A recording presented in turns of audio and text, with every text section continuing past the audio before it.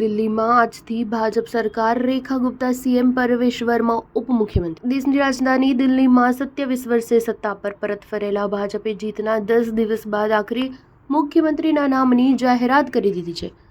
દિલ્હીના મુખ્યમંત્રી પદે પ્રથમ વખત ધારાસભ્ય બનેલા રેખા ગુપ્તાને પસંદ કરવામાં આવ્યા છે. બુધવારે ભાજપની બેઠકમાં આ નિર્ણયની જાહેરાત કરાઈ હતી. રેખા ગુપ્તા દિલ્હીના મુખ્યમંત્રી, જ્યારે પૂર્વ મુખ્યમંત્રી અરવિંદ કેજરીવાલને હરાવનાર પરવેશ વર્માને દિલ્હીના ઉપમુખ્યમંત્રી બનાવવામાં આવ્યા છે. ગુરુવારે રેખા ગુપ્તા દિલ્હીના 8મા મુખ્યમંત્રી તરીકે શપથ ગ્રહણ કરશે. દિલ્હી વિધાનસભાની ચૂંટણીના પરિણામ 8 તારીખે જાહેર થયા હતા, જે મુજબ કુલ 70માંથી 48 બેઠકો ભાજપે જીતી હતી, જ્યારે આમ આદમી પાર્ટીએ સત્તા ગુમાવી હતી.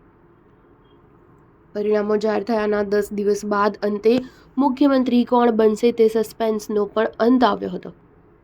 દિલ્હીની ગાદી સંભાળનાર રેખા ગુપ્તાએ દિલ્હીની શાલીમાર બેઠક પરથી આપના ઉમેદવાર વંદના કુમારીને 29,000 મતોથી હરાવીને પ્રથમ વખત ધારાસભ્ય બન્યા હતા.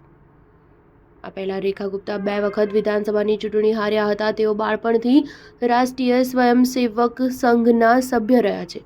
સંઘની વિદ્યાર્થી શાખા એબીવીપી દ્વારા તેમણે રાજકારણમાં પ્રવેશ કર્યો હતો. આ પહેલા દિલ્હીના મુખ્યમંત્રી પદ પર પરવેશ વર્માના નામની સૌથી વધુ ચર્ચા થઈ હતી.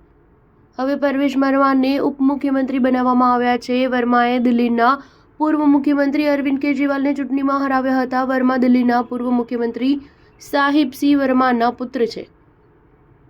ભાજપ પર પરિવારવાદનો આરોપ લાગી શકે છે તેવી શક્યતાને પગલે પરવેશ વર્મા મુખ્યમંત્રીની રેસમાંથી બહાર રહી ગયા હતા. દિલ્હીના રામલીલા મેદાનમાં રેખા ગુપ્તા મુખ્યમંત્રી તરીકે, જ્યારે પરવેશ વર્મા ઉપમુખ્યમંત્રી તરીકે શપથ ગ્રહણ કરશે. ગુરુવારે બપોરના સમયે આ શપથ ગ્રહણની પ્રક્રિયા હાથ ધરવામાં આવશે, જેમાં ભાજપ શાસિત રાજ્યોના મુખ્યમંત્રીઓ તેમજ કેન્દ્રીય મંત્રીઓ હાજર રહી શકે છે. સુરક્ષાને ધ્યાનમાં રાખીને આશરે 25,000 પોલીસ જવાનોને તૈનાત કરવામાં આવી દેવાયા છે. સાથે જ અર્ધસૈન્ય દળની 15 કંપનીઓને પણ તૈનાત કરવામાં આવી છે, જેમાંથી રામલીલા મેદાનની આસપાસ જ 5,000 જવાનોને તૈનાત કરાયા છે. ન્યૂઝ 7 હંમેશા સચ્ચાઈની સાથે.